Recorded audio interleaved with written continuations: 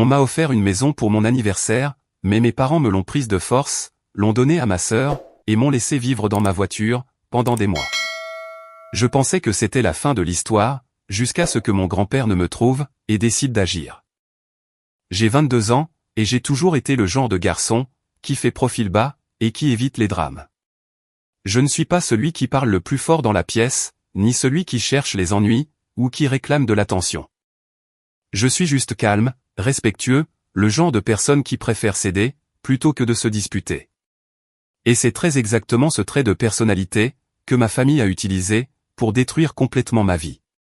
En grandissant, j'étais pratiquement invisible, dans ma propre maison. J'étais le genre d'enfant, qui pouvait disparaître pendant des heures, sans que personne ne le remarque, ou ne s'en soucie. Je rentrais de l'école, et mes parents ne levaient même pas les yeux, de ce qu'ils étaient en train de faire. Pendant ce temps, si ma sœur passait la porte, c'était comme si le président venait d'arriver. Tout le monde laissait tout tomber, pour écouter le récit de sa journée, ses problèmes, et ses bêtises futiles, qui prenaient toujours le pas, d'une manière ou d'une autre, sur tout le reste. J'ai une grande sœur, Vanessa, qui a 28 ans. D'aussi loin que je me souvienne, elle a toujours été l'enfant prodige de notre famille. Mes parents, James et Linda, tous deux au début de la cinquantaine, l'ont toujours traitée, comme si elle était le Messie. Tout, dans notre foyer, tournait autour de Vanessa, ses besoins, ses problèmes, ses envies, et ses drames. C'était toujours Vanessa par-ci, Vanessa par-là, ou bien, il faut qu'on aide Vanessa. Pendant ce temps, je n'étais qu'un simple bruit de fond. Le favoritisme n'était même pas subtil. C'était le genre de traitement de faveur, tellement flagrant, qu'un scénariste de comédie dirait, « Calmez-vous, personne ne va y croire ». Pourtant, c'était ma réalité, chaque jour de ma vie.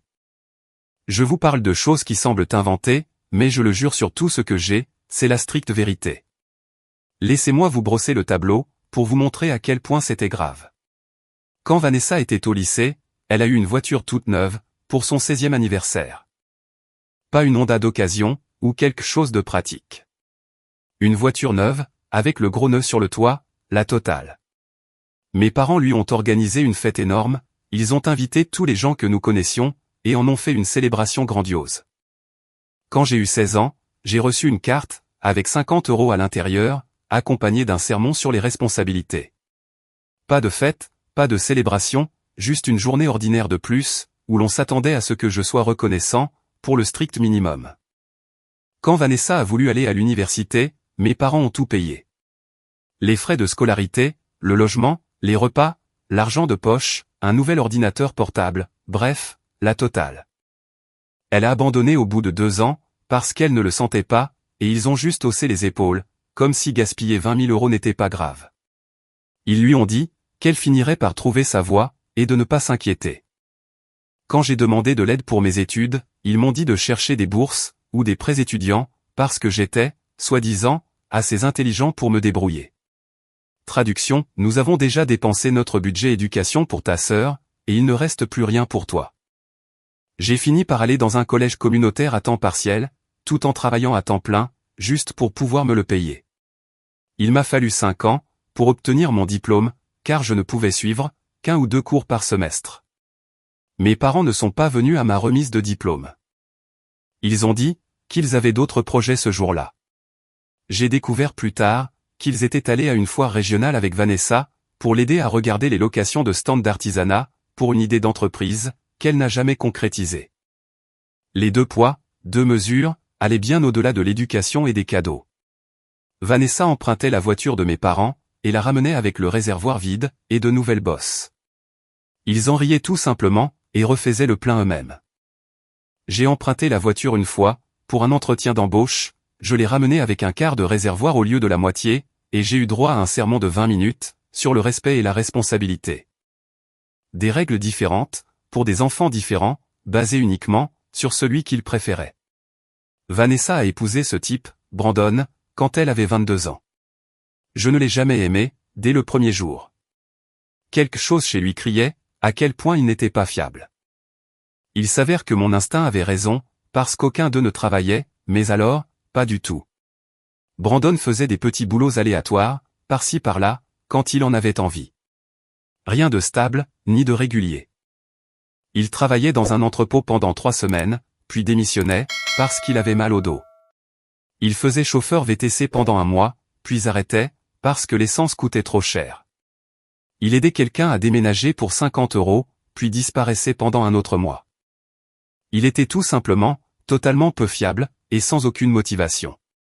Vanessa ne travaillait pas du tout. Son excuse était toujours, qu'elle devait s'occuper de ses 2 enfants, Sophie, qui a 5 ans, et Noah, qui en a 3. Écoutez, je comprends que la garde d'enfants coûte cher, et qu'être parent au foyer, est un vrai travail. Mais voici le problème. Vanessa ne faisait ni l'un, ni l'autre. Elle refilait les enfants à ma mère, la moitié du temps, pour pouvoir aller faire du shopping, ou retrouver des amis pour déjeuner. Les enfants s'élevaient pratiquement tout seuls, devant la télévision, pendant qu'elle faisait défiler les réseaux sociaux, en se plaignant de la difficulté de sa vie. Et Brandon, quand il ne travaillait pas à ses emplois occasionnels, il jouait aux jeux vidéo en sous-vêtements, ou traînait avec ses copains. Ces deux-là avaient des enfants, qu'ils ne pouvaient pas assumer, et s'attendaient simplement à ce que tout le monde prenne le relais. Zéro planification, zéro responsabilité, ils vivaient juste dans l'instant présent, en supposant que quelqu'un serait toujours là pour les sauver. Alors, comment survivaient-ils? C'est simple. Ils vivaient entièrement de l'argent mensuel, que mon grand-père maternel, Georges, leur envoyait, plus les quelques miettes que je pouvais apporter, quand j'avais un peu d'argent en plus. Nous parlons de 2 adultes en bonne santé, dans la vingtaine, qui ont choisi de ne pas travailler, parce que l'argent gratuit continuait d'affluer. Et mes parents encourageaient, absolument tout cela. Mon grand-père a 74 ans, il est veuf depuis environ 10 ans maintenant, et c'est un homme d'affaires à la retraite, qui a réussi, et qui vit à environ 3 heures de route, dans une autre ville. Cet homme a bâti sa richesse à partir de rien. Et il a cette éthique de travail à l'ancienne, et aucune tolérance pour la paresse. Le truc avec papy, c'est qu'il a toujours été ma personne préférée, dans la famille. Et apparemment, j'étais son préféré aussi. Pas parce que je lui faisais de la lèche, ou que je le manipulais pour de l'argent. Il disait toujours, que j'étais le seul dans la famille, à avoir du bon sens, et une véritable humilité. Alors que mes parents et ma sœur le voyaient comme un distributeur automatique, moi, je passais du temps avec lui, j'écoutais ses histoires, et j'apprenais de lui. Je travaillais comme assistant administratif, dans une petite entreprise, en gagnant environ 800 € par mois. Ce n'était pas exactement la richesse, mais c'était un travail honnête, et j'en étais fier. Le travail était ennuyeux à mourir. Classer des papiers, répondre au téléphone, planifier des rendez-vous, faire de la saisie de données de base. Rien de glamour, mais je me présentais alors tous les jours, je faisais mon travail correctement, et je ne me déclarais jamais malade, à moins d'être réellement à l'article de la mort. Ce genre de fiabilité signifiait quelque chose pour moi, même si personne d'autre ne le remarquait ou ne s'en souciait. Je payais mes propres dépenses avec ces 800 €. Ma facture de téléphone, mon assurance automobile, l'essence, ma part pour les courses quand je vivais encore à la maison. J'aidais à la maison quand je le pouvais, même si, techniquement, j'étais le seul, à part mes parents, à contribuer réellement. Et j'économisais le tout petit montant qui restait, généralement entre 50 et 100 € par mois, si j'avais de la chance, et que rien d'imprévu ne survenait. Pendant ce temps, mes parents harcelaient constamment papy, pour avoir plus d'argent, pour Vanessa et sa famille. Je surprenais les appels téléphoniques. Maman mettait le haut-parleur dans la cuisine, et exposait tous les problèmes de Vanessa, comme si elle lisait le script d'une tragédie. Les enfants ont besoin de nouvelles chaussures.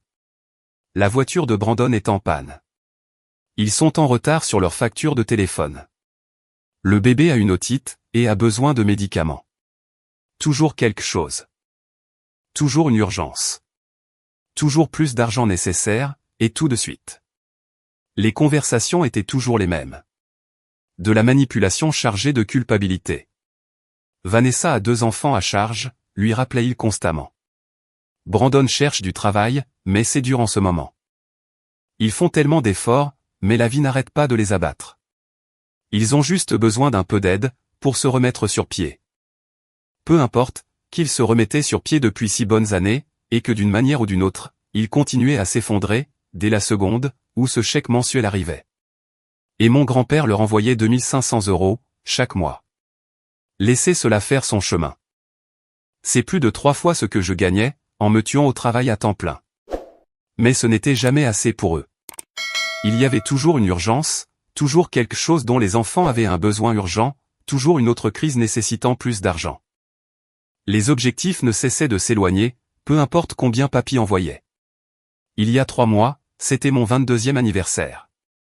Je ne m'attendais à rien de spécial, car les célébrations, ce n'était pas vraiment le truc, pour moi, dans ma famille. Mon anniversaire passait généralement avec, peut-être, une carte. Et si j'avais vraiment de la chance, quelqu'un se souviendrait de me souhaiter un joyeux anniversaire, au moment du dîner. C'était la limite. Pendant ce temps, l'anniversaire de Vanessa, chaque année, était cette production massive, avec des gâteaux, des décorations, et des cadeaux empilés. Mais ce jour-là, j'ai reçu un appel de papy, et sa voix semblait excitée. Il a dit qu'il était en route, et qu'il avait une surprise pour moi. Mon cœur s'est mis à battre à tout rompre, parce que papy ne conduisait jamais 3 heures, à moins que ce ne soit quelque chose d'important. Il a fait le trajet depuis sa ville pendant 2 heures, et quand il est arrivé, toute la famille était réunie dans l'appartement exigu de 2 chambres, où nous vivions tous. Oui, vous avez bien lu. 7 personnes, dans un appartement de 2 chambres. Moi, mes parents, Vanessa, Brandon, et leurs 2 enfants. C'était un chaos absolu, chaque jour. Mes parents avaient la chambre principale. Vanessa et Brandon prenaient la 2e chambre. Les 2 enfants dormaient sur un canapé-lit, dans le salon. Et moi, j'avais un matelas pneumatique dans le coin du salon, que je gonflais le soir, et dégonflais chaque matin. Aucune intimité, quelle qu'elle soit. Je ne pouvais même pas avoir une conversation téléphonique privée, sans que quelqu'un n'écoute, ou ne me demande à qui je parlais. La situation de la salle de bain était un cauchemar, avec 7 personnes partageant une seule douche. Je devais me réveiller à 5 heures du matin, juste pour garantir que je pourrais me doucher, avant que tout le monde n'épuise l'eau chaude. La cuisine était trop petite pour que tout le monde y mange ensemble, alors nous faisions des roulements, comme dans une sorte de cafétéria de prison. Et le bruit. Un bruit constant et sans fin. Les enfants qui criaient et pleuraient. La télé qui crachait des dessins animés toute la journée. Brandon et Vanessa qui se disputaient à propos de quelque chose. Maman au téléphone, se plaignant à ses amis de sa vie difficile. Jamais un moment de paix, ou de tranquillité. Juste misérable. J'avais économisé pour déménager, mais à chaque fois que j'étais sur le point d'avoir assez, pour un dépôt de garantie, quelque chose arrivait, et je me sentais obligé d'aider avec de l'argent. Avec le recul, je suis presque sûr qu'ils chronométraient leurs urgences, pour coïncider avec les moments où j'avais une somme décente de côté. Papy est entré, avec ce grand sourire, et une grande enveloppe entre les mains. Il m'a serré fort dans ses bras, et a dit à tout le monde de s'asseoir. Nous nous sommes entassés dans le minuscule salon, et il m'a tendu l'enveloppe. Mes mains tremblaient littéralement, quand je l'ai prise. Peu importe ce qu'il y avait à l'intérieur, je savais que c'était important, à la façon dont il me regardait. À l'intérieur, il y avait des clés, et une pile de documents légaux. De vrais papiers d'apparence officielle, avec des sceaux du comté, et des tampons de notaire. Mes mains tremblaient tellement, que je pouvais à peine les tenir assez fermement pour lire. Les yeux de mon grand-père étaient embués de larmes, quand il m'a dit que c'était une maison. Une belle maison de 3 chambres, dans le quartier de Meadowbrook, entièrement meublée et moderne, complètement prête à être habitée. Et elle était à mon nom. À moi. Légalement à moi. Il a expliqué qu'il prévoyait cela depuis plus d'1 an, qu'il avait regardé des propriétés, parlé à des agents immobiliers, et s'était assuré de trouver l'endroit parfait. Il a dit qu'il voulait me donner un vrai départ dans la vie, quelque chose de solide sur lequel bâtir. Que j'avais fait mes preuves, par un travail acharné, et des sacrifices, sans jamais demander l'aumône. C'était sa façon de le reconnaître, et de me donner les fondations que je méritais. Je ne pouvais littéralement plus parler. Mon cerveau s'est juste arrêté de fonctionner. C'est comme quand vous essayez de traiter des informations, qui sont trop belles pour être vraies, et que votre esprit fait un blanc total. J'ai essayé de dire, que je ne pouvais pas accepter quelque chose d'aussi énorme, mais il m'a coupé la parole. Il a pris mes mains dans ses vieilles mains ridées, et m'a regardé droit dans les yeux. Il m'a dit que je le méritais plus que quiconque qu'il connaissait. Il a dit que j'étais une bonne personne, véritablement bonne, respectueuse, et travailleuse, même quand personne ne l'appréciait. Que je ne lui avais jamais rien demandé, ni causé de problème. Pas une seule fois je ne l'avais appelé, pour mendier de l'argent, ou inventer des urgences. Je travaillais juste dur, en silence, et j'aidais les autres, sans rien attendre en retour. La maison était sa façon de me montrer, qu'il voyait tout cela, et qu'il était fier de moi. Que tout ce que j'avais fait comptait, même si mes parents ne semblaient pas s'en apercevoir. J'ai complètement fondu en larmes, juste là, dans le salon. Et pas des larmes d'homme digne, non. Des sanglots à chaudes larmes, comme un gamin à qui on vient de dire que le Père Noël existait vraiment, après tout. Je l'ai serré si fort dans mes bras, que je lui ai probablement fêlé une côte. C'était la chose la plus incroyable, que quelqu'un ait jamais faite pour moi. Après 22 ans à être la roue de secours, le personnage secondaire dans ma propre famille, quelqu'un m'avait enfin vu, et m'avait estimé. Quand j'ai regardé ma famille à travers mes larmes, j'aurais dû prêter plus d'attention à leurs réactions. Mes parents avaient des expressions bizarres, et illisibles sur le visage. Pas heureux pour moi, pas fier, juste un regard étrange, et calculateur. Vanessa avait l'air tout simplement agacée, et jalouse. Son visage avait cette expression pincée, qu'elle prenait toujours, quand l'attention n'était pas sur elle. Brandon fronçait les sourcils, probablement déjà en train de faire des calculs dans sa tête. Mais j'étais trop submergé par la gratitude et l'émotion, pour me soucier de tout ça, ou pour penser à ce que cela pouvait signifier. Le lendemain, papy m'a emmené voir la maison, avant de rentrer chez lui. C'était absolument parfait. 3 vraies chambres, avec de vrais espaces de rangement, 2 salles de bain complètes, une cuisine moderne avec des appareils qui fonctionnaient vraiment, un salon spacieux, un vrai coin repas, et même un petit jardin à l'arrière. Tout était meublé avec bon goût. Pas des choses luxueuses et chères, mais des meubles de qualité, qui en faisaient une vraie maison. Papy m'a serré dans ses bras une dernière fois, avant de partir. Il m'a dit d'en prendre soin, et d'en profiter, parce que je le méritais. Je suis retourné à l'appartement, flottant littéralement sur un petit nuage. Pour la première fois de toute ma vie, j'avais quelque chose qui était vraiment à moi. Mon propre espace, un véritable avenir qui s'ouvrait devant moi. Mais ce sentiment a duré exactement le temps qu'il m'a fallu, pour franchir la porte de l'appartement. Ma mère m'attendait dans le salon, avec une expression sérieuse. Papa était à côté d'elle. Vanessa et Brandon étaient là aussi. Tous, assis là, comme dans une sorte de mise en scène d'intervention. Maman a dit que nous devions parler, et j'ai dit, bien sûr, en souriant encore bêtement, tellement j'étais heureux pour la maison. C'est là que papa a lâché la bombe. Il a dit qu'ils avaient réfléchi, et que la maison était trop grande pour moi. Mon sourire est mort à l'instant même. J'ai demandé ce qu'il voulait dire, et maman est intervenue, en disant que je vivais seul. Pas de partenaire, pas d'enfant. Alors, à quoi me servaient 3 chambres? J'ai essayé de dire que peut-être, à l'avenir, j'aurais besoin de cet espace. Que peut-être, je voudrais un bureau à domicile, ou une chambre d'amis, ou juste de l'espace pour respirer. Mais papa m'a coupé la parole. Il a dit que Vanessa avait 2 enfants, et que Sophie et Noah avaient besoin d'espace, pour grandir et jouer. Qu'ils étaient à l'étroit dans l'appartement, et que ce n'était pas juste, que j'ai toute cette maison pour moi tout seul, pendant que les enfants de ma sœur souffraient, dans ces conditions.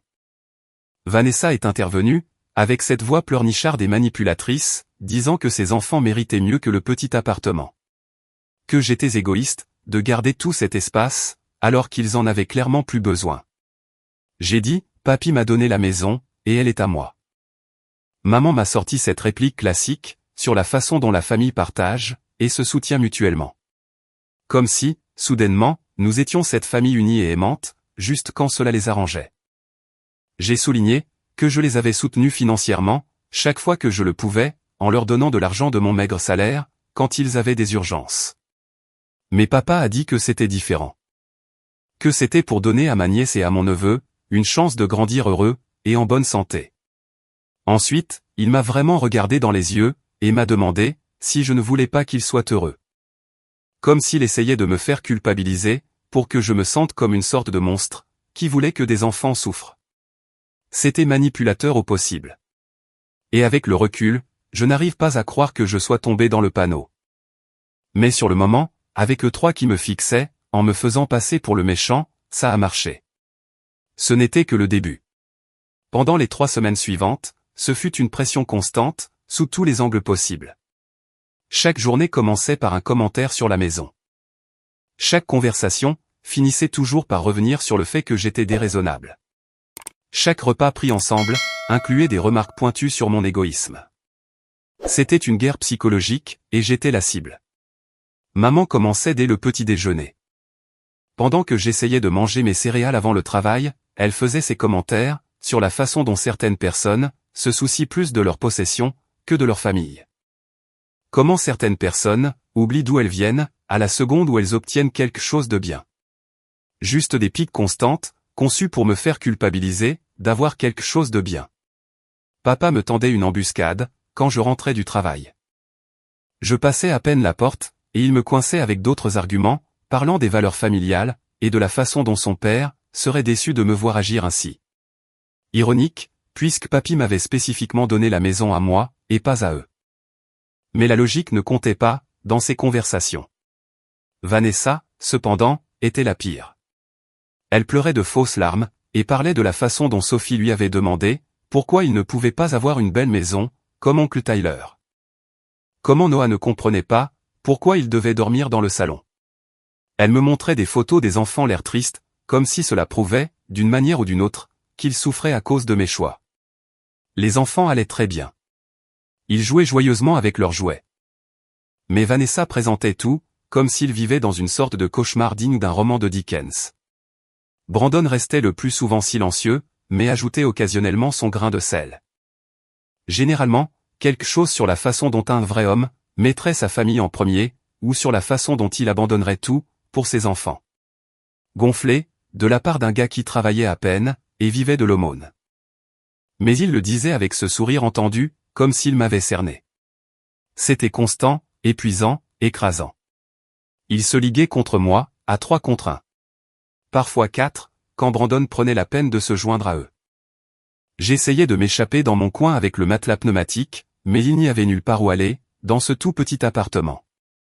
Nulle part pour échapper à la pression constante, aux tentatives de culpabilisation, et à la manipulation. Ils en parlaient à des moments aléatoires. Je regardais la télé, et quelqu'un faisait un commentaire. Je faisais la vaisselle, et papa commençait un nouveau sermon. J'essayais de m'endormir, et je les entendais dans la pièce d'à côté, parler fort de l'égoïsme de certaines personnes. Ils voulaient que je l'entende, voulaient que je sache qu'ils parlaient de moi. C'était une pression psychologique calculée. Après 3 semaines complètes de cette campagne incessante, j'ai fini par craquer. J'étais épuisé, mentalement vidé, je n'arrivais même plus à penser correctement, à cause de ce barrage constant. Chaque défense que j'essayais de monter, il la démolissait, avec plus de culpabilité, et plus de pression. J'avais l'impression de me noyer, et il continuait juste, à me pousser la tête sous l'eau. Je leur ai dit d'accord, Vanessa pouvait avoir la maison. Les célébrations ont été immédiates. Vanessa m'a en fait serré dans ses bras, pour la première fois depuis des années. Mes parents m'ont tapé dans le dos, disant que j'étais un si bon frère. Brandon m'a souri, prévoyant probablement déjà comment il allait profiter de cette nouvelle maison gratuite. Cette même semaine, ils m'ont fait signer des papiers. Ils m'ont dit que ce n'était qu'une formalité, des papiers temporaires, pour que Vanessa et sa famille puissent s'installer. J'étais tellement épuisé mentalement, et abattu, que j'ai signé, sans vraiment tout lire. Grosse erreur. Énorme. En l'espace de 3 jours, ils avaient complètement emménagé dans ma maison. Ma maison? Celle que papy m'avait donnée. Je les ai aidés à y apporter leurs affaires, parce que, bien sûr que je l'ai fait. J'étais encore dans cet état d'esprit de paillasson. Quand la dernière boîte a été rentrée, Vanessa s'est tournée vers moi, et a dit qu'ils avaient besoin de temps, pour s'installer en tant que famille, seule. Elle a dit que je devrais leur laisser de l'espace, pendant quelques jours. Je suis rentré à l'appartement en voiture, pensant que j'y resterais temporairement, le temps qu'ils s'installent.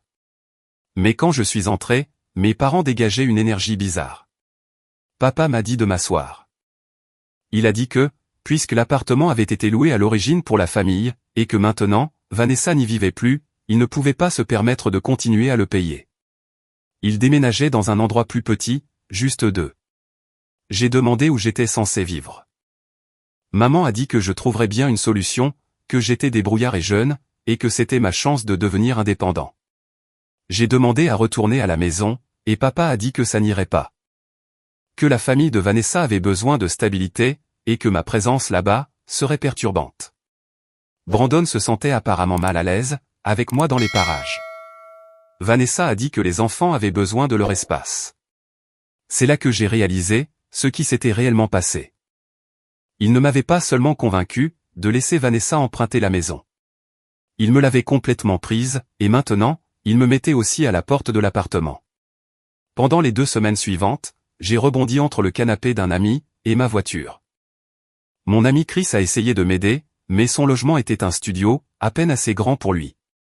Je squattais son canapé, pendant 2 ou 3 nuits, jusqu'à ce que je sente que j'abusais de son hospitalité. Ensuite, j'inventais une excuse sur le fait de loger ailleurs, et je me retrouvais dans ma voiture. La plupart des nuits, je finissais par dormir dans ma vieille voiture cabossée, garée dans des endroits au hasard en ville. J'essayais de trouver des rues résidentielles calmes, où les flics ne me dérangeraient pas. Parfois, je me garais sur les parkings de magasins ouverts 24h24. Une fois, j'ai même dormi dans le parking de mon immeuble de bureau, après le départ de tout le monde. N'importe où, que je pouvais trouver, et qui me semblait un peu sûr. La voiture est devenue mon monde entier. Je gardais un sac de sport, avec des vêtements de travail propres. J'avais une glacière, pour la nourriture bon marché, que j'achetais dans les stations-service. Je gardais mes documents importants dans une boîte verrouillée, sous le siège passager. J'essayais de faire en sorte que ça marche, mais c'était dégradant et épuisant. On ne réalise pas à quel point on a besoin d'un point d'ancrage, avant de ne plus en avoir. Je continuais à aller à mon travail, mais c'était dur. Vraiment dur. Mon patron a commencé à remarquer que j'avais l'air fatigué tout le temps. J'inventais des excuses sur le fait de mal dormir, ou d'avoir des allergies. Je ne pouvais pas exactement admettre que je vivais dans ma voiture, parce que ma famille m'avait volé ma maison. Ce n'est pas le genre de choses qu'on avoue au travail, sans que les gens ne vous regardent différemment. Me doucher est devenu toute une épreuve. J'allais dans une salle de sport ouverte 24h24, quand je pouvais m'offrir le pass journalier, ce qui coûtait 10 €, dont je ne pouvais vraiment pas me passer. Les autres jours, je faisais du mieux que je pouvais, avec les toilettes des stations-service, et des lingettes humides. Vraiment glamour. Rien ne vous fait vous sentir plus misérable, que de vous brosser les dents au-dessus d'un lavabo de station-service, pendant que des camionneurs vous lancent des regards bizarres. Manger était un autre cauchemar. Sans frigo, je ne pouvais pas conserver de vraie nourriture. Je vivais de barres protéinées, de snacks emballés, tout ce qui n'avait pas besoin de réfrigération. J'ai perdu environ 7 kilos pendant ces premières semaines, parce que j'étais trop stressé pour manger correctement, et que je ne pouvais pas m'offrir grand-chose de toute façon. Les gens au travail me demandaient si j'étais malade. Je mentais, et disais que j'essayais un nouveau régime. Le pire, c'était d'essayer de maintenir une apparence de normalité. Aller au travail tous les jours, en faisant semblant que tout allait bien. Sourire, quand mes collègues me demandaient comment s'était passé mon week-end. Inventer des histoires sur ma journée, au lieu d'avouer que j'avais passé la nuit précédente, plié en 4 dans ma voiture, en essayant de dormir, pendant qu'un type avait une violente dispute au téléphone, sur le parking à côté de moi. Parfois, je passais devant la maison en voiture. Ma maison. La maison qui était censée être la mienne. Je ne pouvais pas m'en empêcher, même si ça faisait mal à chaque fois. Je voyais les lumières allumées à l'intérieur, la voiture de Brandon dans l'allée. Des jouets éparpillés dans la cour. Sophie et Noah jouant dans le jardin, qui aurait dû être le mien. Ils vivaient la vie qui aurait dû être la mienne. Et moi, j'étais assis dans ma voiture, le dos en compote et l'estomac grognant, en me demandant comment j'avais pu laisser cela arriver. Le pire, c'est que ma famille m'avait complètement ignoré. Pas un seul coup de fil pour voir si j'allais bien. Aucun SMS pour me demander où je logeais, ou si j'avais besoin de quelque chose. Rien. Le silence radio total. Ils avaient obtenu ce qu'ils voulaient, et j'étais devenu jetable. Inutile, maintenant qu'ils m'avaient pris tout ce que j'avais. 5 mois de cela. 5 longs mois misérables, à dormir dans ma voiture, à me doucher dans des installations publiques, à manger de la malbouffe pour économiser le peu d'argent que je pouvais. 5 mois à me sentir comme le plus grand idiot de la planète, pour les avoir laissés me faire ça.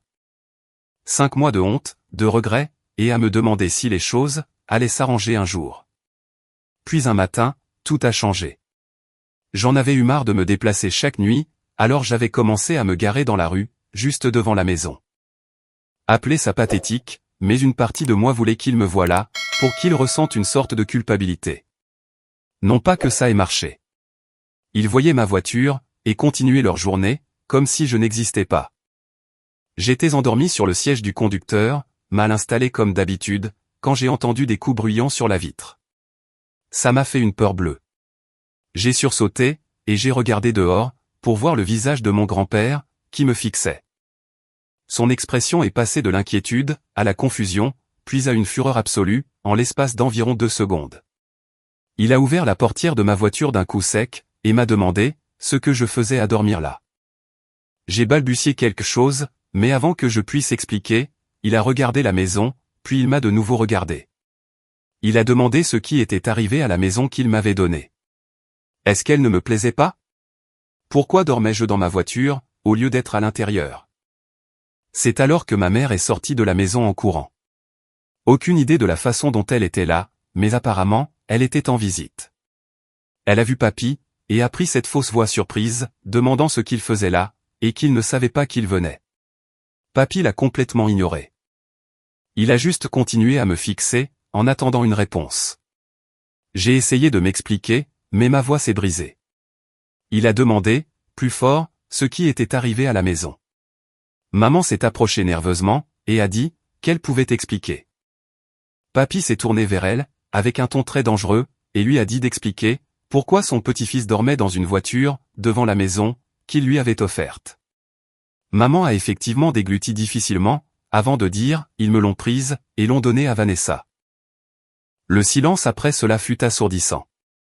Papy a juste murmuré quoi? Comme s'il ne pouvait pas croire, ce qu'il venait d'entendre. Maman a continué à divaguer, en essayant de se justifier. Elle a dit que Vanessa avait une famille, avait un mari, et que les enfants la méritaient davantage. Que j'étais jeune et seul, sans partenaire. À quoi me servait une si grande maison, alors que je n'étais qu'un raté, qui n'avait même pas fondé de famille? Vanessa en avait plus besoin. J'ai regardé le visage de mon grand-père passer par environ 5 émotions différentes. L'incrédulité, le choc, la rage, le dégoût, et enfin, la fureur pure. Sans dire un mot de plus, il a sorti son téléphone, et a composé un numéro.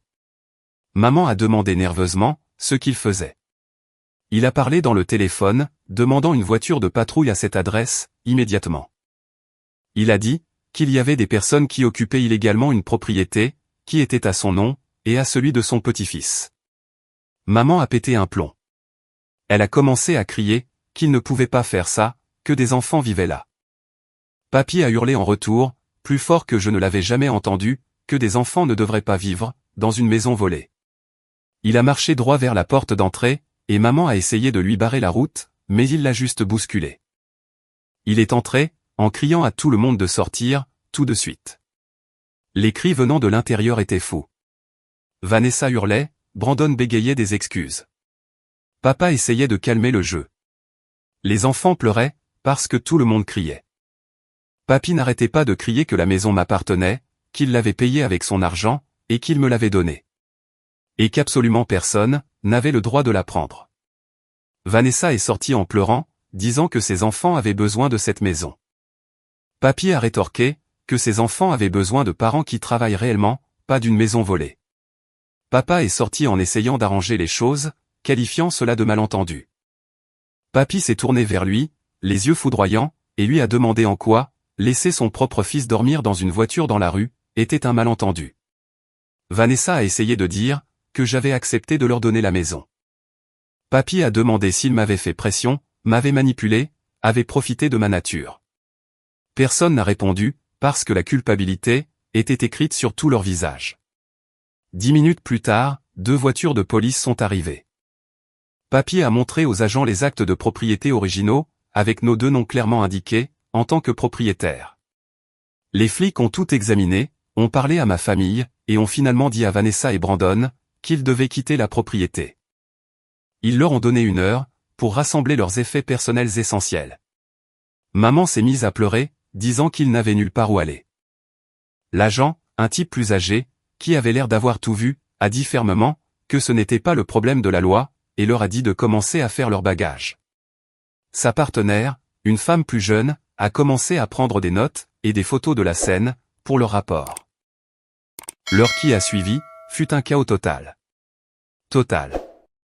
Vanessa sanglotait de manière dramatique, tout en jetant des vêtements dans des valises, s'assurant que tout le monde puisse entendre à quel point tout cela était injuste, à quel point c'était cruel, et comment elle ne méritait pas ça. Brandon marmonnait des jurons dans sa barbe, tout en transportant des cartons et des sacs. Il n'arrêtait pas de me lancer des regards noirs, comme si, d'une manière ou d'une autre, j'étais le méchant dans cette situation. Mes parents suppliaient papy de reconsidérer la situation, essayant toutes les tactiques de manipulation qu'ils avaient perfectionnées au fil des ans. Papa a essayé l'angle de la compassion, parlant du fait qu'ils vieillissaient, et ne pouvaient pas supporter ce stress, comment cela allait nuire à leur santé.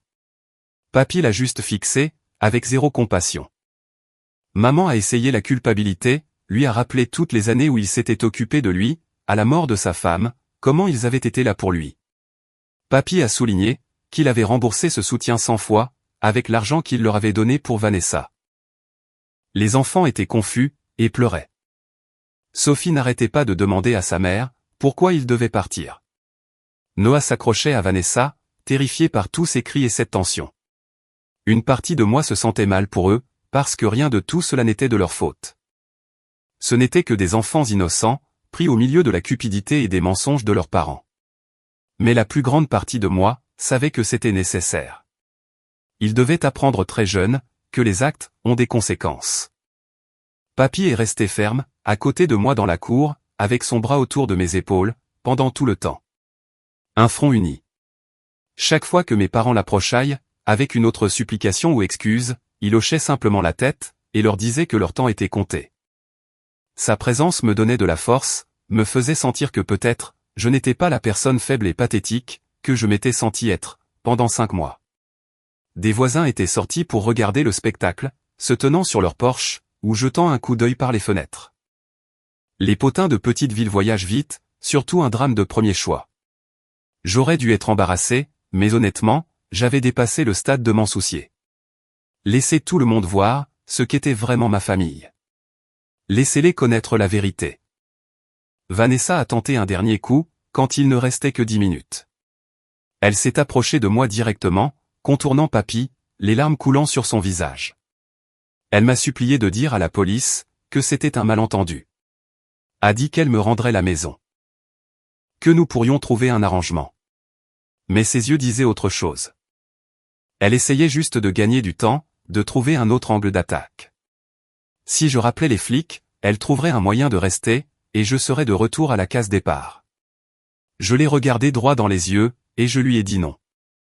Aussi simple que ça. Pas d'explication, pas de justification, juste non. L'expression de son visage n'avait pas de prix. Elle ne m'avait jamais entendu lui tenir tête auparavant, ne m'avait jamais vu refuser quoi que ce soit. Elle a littéralement trébuché en arrière, comme si je l'avais giflé. Exactement 1 heure plus tard, ma famille était sur le trottoir, avec leurs valises et leurs sacs, empilés autour d'eux. Vanessa était hystérique, le maquillage coulant sur son visage. Mes parents avaient l'air complètement vaincus, plus vieux d'une certaine façon, qu'ils ne l'étaient 1 heure auparavant.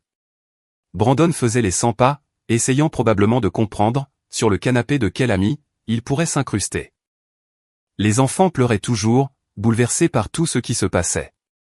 Les officiers de police ont fait une dernière vérification de la maison, pour s'assurer qu'ils avaient retiré tous les objets essentiels. Ils leur ont dit qu'ils pourraient convenir d'un moment, pour récupérer le reste plus tard, mais pour l'instant, ils devaient quitter la propriété. Un officier m'a donné sa carte, et m'a dit d'appeler, si ma famille essayait de revenir, sans permission. Il a suggéré que je voudrais peut-être changer les serrures, dès que possible. Maman a essayé d'implorer une dernière fois, lui demandant de ne pas couper le soutien mensuel, parce que les enfants devaient manger. Papy l'a regardé avec cette expression, de pure déception. Il a dit, qu'à partir de ce jour-là, il ne recevrait plus un seul centime de sa part. L'argent mensuel, c'était fini. L'aide, c'était fini. Tout était fini. Vanessa a pleuré pour les enfants, et il a dit froidement que les enfants étaient la responsabilité de leurs parents. Il a pointé du doigt Vanessa et Brandon, et leur a dit de trouver des emplois, et de travailler, comme je l'avais fait toute ma vie. Il leur a dit, de ravaler leur fierté, comme il m'avait forcé à le faire. Papa a essayé une dernière fois, mais papy lui a coupé la parole. Il a dit à mes parents, qu'ils étaient une honte, pour avoir favorisé un enfant à un tel point, qu'ils en avaient détruit l'autre. Pour leur avoir permis de voler la propre maison de leur fils, et de le laisser à la rue. Il a dit qu'ils ne méritaient pas, d'être appelés des parents. Maman a dit désespérément, qu'ils étaient la famille. Papy m'a serré plus fort, et a dit que j'étais sa famille. Qu'eux, n'étaient que des gens toxiques, qui partageaient par hasard son sang. Il leur a dit qu'il ne voulait plus jamais les voir, de ne pas s'approcher de la maison, ou de moi, ou de le contacter. C'était terminé. Il les a laissés là, sur le trottoir, avec leurs affaires, et leur honte. Nous sommes entrés ensemble dans la maison, ma maison, enfin véritablement à moi. J'ai commencé à m'excuser à travers mes larmes, disant que j'étais faible, et que j'aurais dû me défendre. Il a dit, tu n'étais pas faible. Tu étais gentil. Et qu'ils avaient abusé de cette gentillesse. Mais c'était fini maintenant, et il s'assurerait, que personne ne me la reprenne jamais. Les semaines suivantes ont été une période d'adaptation. J'ai correctement emménagé dans la maison, j'ai dormi dans un vrai lit, pour la première fois en 5 mois, je me suis douché dans une vraie salle de bain, avec de l'eau chaude et de l'intimité, j'ai cuisiné dans une cuisine avec un frigo plein, et des appareils qui fonctionnaient. C'était complètement surréaliste. Ma famille a essayé de me contacter constamment. Des appels téléphoniques, des SMS, des emails, des messages sur la faim des enfants, sur leur incapacité à payer le loyer, sur la souffrance de Vanessa. 3 semaines après avoir été expulsé, maman m'a envoyé ce long message, disant qu'ils avaient fait une terrible erreur, mais que nous étions une famille, et que je ne pouvais pas les laisser comme ça. Elle m'a supplié de les aider. Pour la première fois de ma vie, j'ai répondu fermement. Je lui ai dit non. Que pendant des années, je les avais aidés, leur avais donné mon argent et ma compréhension. Et quand j'avais enfin quelque chose qui m'appartenait vraiment, ils l'avaient pris sans remords, et m'avaient laissé à la rue. Je leur ai dit de trouver du travail, comme je l'avais toujours fait. Puis, j'ai bloqué tous leurs numéros. Papy m'a rendu visite une semaine plus tard, pour prendre de mes nouvelles. Nous avons pris un café dans mon salon, et il m'a demandé comment je me sentais. Je lui ai dit honnêtement, que je me sentais libre, pour la première fois de ma vie. Il a souri, les larmes aux yeux, et a dit que c'était exactement ce qu'il voulait entendre. La meilleure partie. Il y a environ 1 mois, j'ai appris par un ami commun de la famille, que Vanessa et Brandon avaient tous les deux dû trouver de vrais emplois. Brandon travaille dans un entrepôt maintenant, faisant du travail manuel, et Vanessa est serveuse. Mes parents ont dû déménager, dans un minuscule studio. Ils ont tous du mal, et apprennent ce que l'on ressent, quand on travaille vraiment. Est-ce que je me sens mal pour eux? Pas même un peu. Ils ont fait leur choix. Ils m'ont traité comme une moins que rien, ont manipulé ma nature bienveillante, m'ont volé, et m'ont laissé sans abri. Maintenant, ils font face aux conséquences de leurs actes. Ce n'est pas moi qui suis cruel. C'est juste la réalité, qui les rattrape. Les papiers que j'avais signés, il s'avère qu'ils avaient pratiquement falsifié des documents, affirmant que je transférais volontairement la propriété. Quand papy a montré aux policiers les vrais actes originaux, avec nos 2 noms, cela a prouvé que toute cette histoire était une supercherie. Ma famille aurait pu, en réalité, être accusée de fraude, mais papy a décidé que l'humiliation publique et les conséquences financières étaient une punition suffisante. J'étais d'accord avec lui sur ce point. J'ai changé mon numéro de téléphone et ne l'ai donné qu'à papy et à mes vrais amis. Personne dans ma famille immédiate n'a plus aucun moyen de me contacter, désormais.